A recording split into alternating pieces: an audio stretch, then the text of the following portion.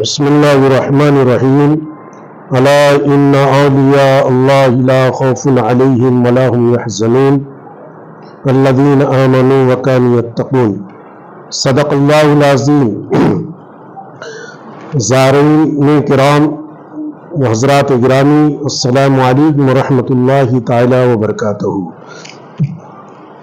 معزز سامعین، آج انشاءاللہ تبارک و تعالی میں آپ کو ایسی بارگاہ کی زیارت کرانے جا رہا ہوں جہاں پر خلق خدا بہت کم آتی ہے، یا یہ کہہ لیجئے کہ یہ اللہ کے ایسے محبوب اور مقدس بندے ہیں کہ جسے چاہتے ہیں اپنے در پر بلاتے ہیں۔ اصل میں یہ بارگاہ ایک بہت ہی زیادہ گھنے جنگل، ویران اور چاروں طرف پہاڑ ہی پہاڑ، اور دور تک کہیں بھی خلق خدا نظر نہیں آتی۔ یہ پورے جنگل کے اندر کئی پہاڑ ہیں، اور ان پہاڑوں کے دامن میں سے گزرتے ہوئے جنگل کے دشوار اور مشقت بھرے راستوں سے انسان اس بارگاہ تک پہنچتا ہے۔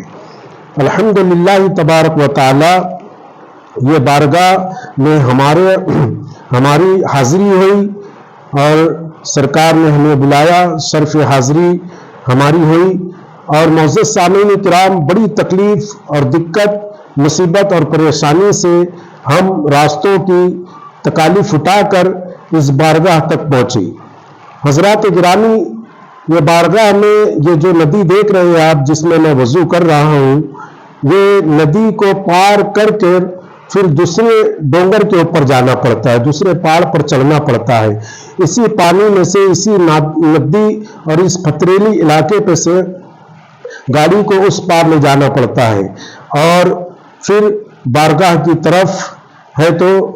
انسان جا سکتا ہے۔ معزز سامعین کرام، یہ جو پہاڑ دیکھ رہے ہیں آپ، یہ تو چھوٹے چھوٹے ڈونگر ہیں، لیکن ہم بہت دور سے آئے ہیں، اب ہم درگاہ کے ایک دم قریب پہنچ چکے ہیں۔ یعنی یہ جو راستہ جا رہا ہے یہ سیدھا آستانے کی طرف جا رہا ہے، اور یہ راستہ چڑھتے وقت بڑی تکلیف ہوئی، کیونکہ 2 ٹو ویلر تھی، اور اسی 2 ویلر کے ذریعے ہم اس بارگاہ تک پہنچے۔ اب اس بارگاہ تک ہماری رسائی کیسے ہوئی؟ تو اس بارگاہ کے بہت ہی ہے تو عقیدت مند خادم ہیں ساجد علی نام سے، ان سے ہمارا رابطہ ہوا، انہی کی معرفت کے ذریعے ہم اس بارگاہ تک پہنچے ہیں۔ معزز سامعین کرام، میں نے ابتدائی جنگل کی جانے سے جنگل شروع ہوا، للنگ دھلیا کے پاس ہے جہاں سے جنگل شروع ہوا، میں نے وہاں سے نہیں کلپ بنائی، یہ تو میں نے بارگاہ کے قریب آنے کے بعد جو قریبی ڈونگر تھا اس کی تھوڑی سی کلپ بنائی، تاکہ آپ لوگوں کو معلوم پڑے کہ یہ بڑی مشقت اور تکلیف کا راستہ ہے۔ 2 ویلر کے ذریعے جن حضرات کو جگہ معلوم ہوگی، بس وہی حضرات وہاں پر پہنچ سکتے ہیں، نہیں تو وہاں پر پہنچنا لامحال ہے، انسان پہنچ نہیں سکتا ہے۔ ہاں، البتہ جسے یہ اللہ کا ولی بلائے تو وہ ان کی بارگاہ تک اس کی رسائی اور وہ پہنچ سکتا ہے۔ معزز سامعین کرام، یہ اتنے گھنے جنگل میں، اتنے خونخوار جنگل میں، اس بیابان علاقے میں اس اللہ کے ولی کی بارگاہ ہونا، اور یہ جو پہاڑوں کا سلسلہ ہے، چاروں طرف پہاڑ ہے، اور دور دور تک کہیں بھی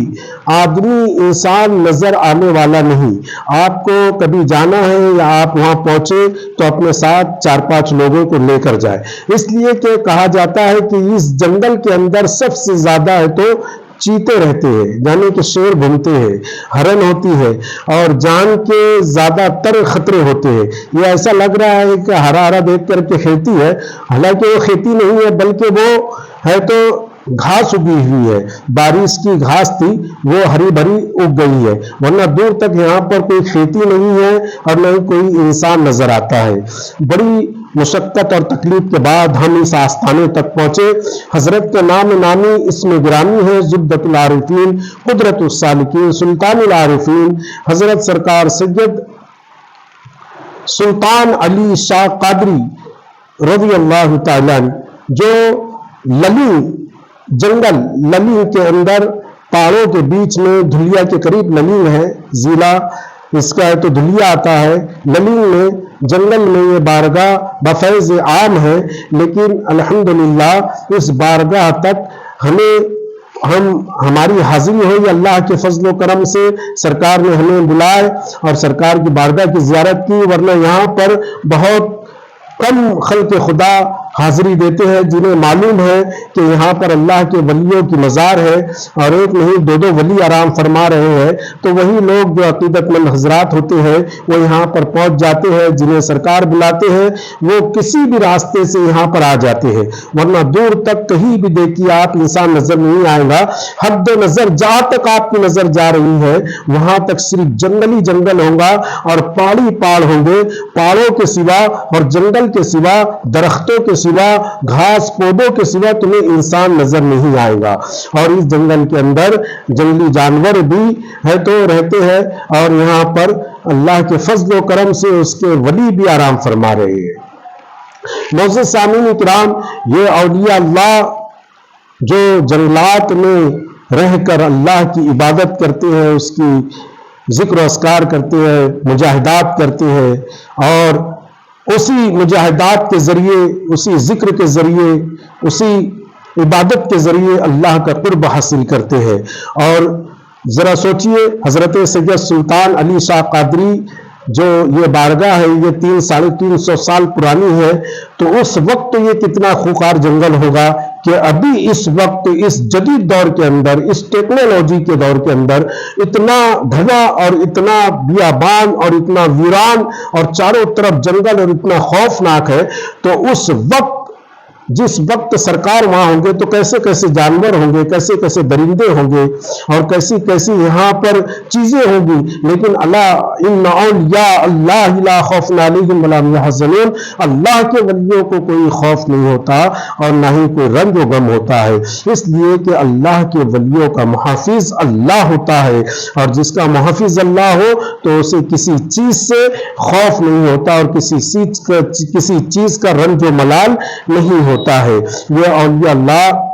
اس بیابان جنگل کے اندر بیٹھ کر اللہ کا قرب حاصل کیے، اور اللہ کا جسے قرب مل جائے، جس کا اللہ ہو جاتا ہے، جس کا خدا ہو جاتا ہے، اس کی خدائیت ہو جاتی ہے، پھر وہ ہواؤں پر بھی اس کا راج ہوتا ہے، پانی پر بھی اس کا راج ہوتا ہے، جنگل کے جانوروں پر اس کا راج ہوتا ہے، اس کی حکمرانی چلتی ہے۔ اللہ تبارک و تعالی اس کے فضل و کرم سے انہیں طاقت عطا فرما دیتا ہے اور انہیں اپنا مقرب بندہ بنا لیتا ہے۔ معزز سامعین کرام،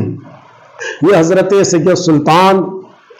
علی شاہ قادری رضی اللہ تعالیٰ عنہ کی بارگاہ ہے جو 350 سال پرانی ہے، اور اللہ کے فضل و کرم سے اس بارگاہ میں جہاں پر کوئی بھی حاضری نہیں دے پاتا ہے، اللہ کے فضل و کرم اور اس کے احسان سے اس بارگاہ کی ہمیں زیارت بھی نصیب ہوئی اور حاضری کا شرف حاصل ہوا۔ اور یہ میں نے سوچا کہ اس کی کلپ بنا کر میں یوٹیوب پر ڈال دوں، جو پہلی بار ہے تو یوٹیوب کے اوپر یہ کلپ آ رہی ہے، اور اس سے پہلے کی کوئی پہنچا ہی نہیں ہے تو کلپ ڈالنے کا سوال ہی پیدا نہیں ہوتا ہے، تو یہ یوٹیوب کے اوپر پہلی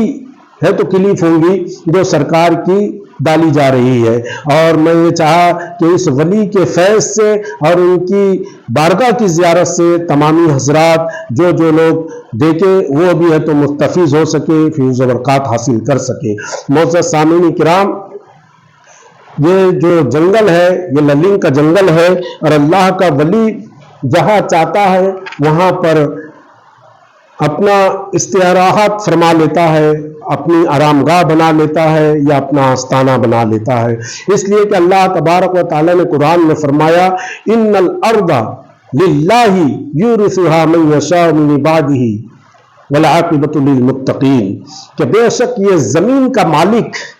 یہ روح زمین کا مالک اللہ ہے، یورثها من یشاء، وہ جسے چاہتا ہے، من عباده اپنے بندوں میں سے چن لیتا ہے،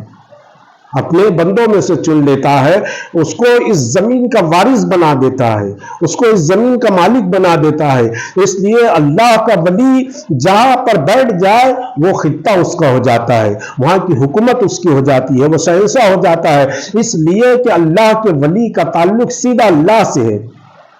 یہ اللہ کے قرب میں رہتے ہیں، اللہ تبارک و تعالیٰ ان کا ہو جاتا ہے، یہ اللہ کے مقروب بندے ہیں، تو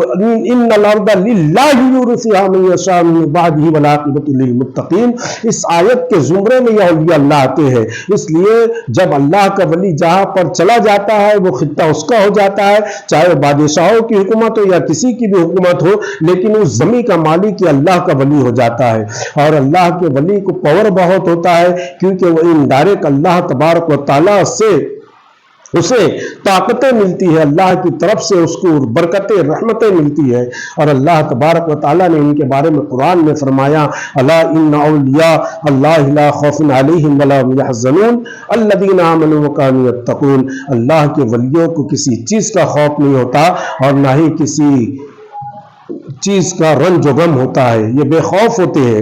معزز سامعین کرام، دیکھیے جنگل کے اندر سرکار نے بیٹھ کر الا بذکر اللہ تطمئن القلوب، اور اپنے دل کو مطمئن کر لیا اللہ کے ذکر سے۔ اور جب بندہ اللہ کا ذکر کرتا ہے خلوص کے ساتھ، خشوع و خضوع کے ساتھ، اور اس کی رضا مندی کے لیے، اس کی خوشنودی کے لیے، اس کی للہیت کے لیے جب وہ اس کی عبادت کرتا ہے، اس کا ذکر کرتا ہے، تو اللہ تبارک و تعالیٰ اس کے دلوں کو کھول دیتا ہے، اس کے دل پر تجلیات کی بارش کرتا ہے۔ معزز سامعین کرام، یہ بارگاہ بھی اللہ کے ولی کی ہے، اور اس بارگاہ میں پہنچ کر ہم نے بہت دعائیں کی۔ اللہ تبارک و تعالیٰ اس ولی کے صدقے اور طفیل ہم سب کی دعاؤں کو قبول فرمائے۔ اللہ تعالیٰ اپنے اس محبوب بندے کے صدقے اور طفیل ہماری تمام آفت بلا و مصیبت کو دور فرمائے، اور ہم تمام امت مسلمہ کے اوپر کرم فرمائے، جو جیل میں انہیں رہائی عطا فرمائے، جو بیمار ہیں انہیں شفاء کاملہ عاجلہ عطا فرمائے، جو بے روزگار ہیں ان کو روزی روزگار عطا فرمائے، جو بے اولاد ہیں انہیں ایک سال اولاد عطا فرمائے، جو بچیاں کواری جوان بیٹی ہیں انہیں ایک سال رشتے عطا فرمائے۔ پوری امت مسلمہ کے اوپر اللہ تبارک و تعالیٰ فضل و کرم فرمائے، اپنے اس محبوب بندے کا صدقہ عطا فرمائے، اور ہمارے گناہوں کو معاف فرمائے۔ وما علینا الا البلاغ۔ السلام علیکم ورحمۃ اللہ وبرکاتہ۔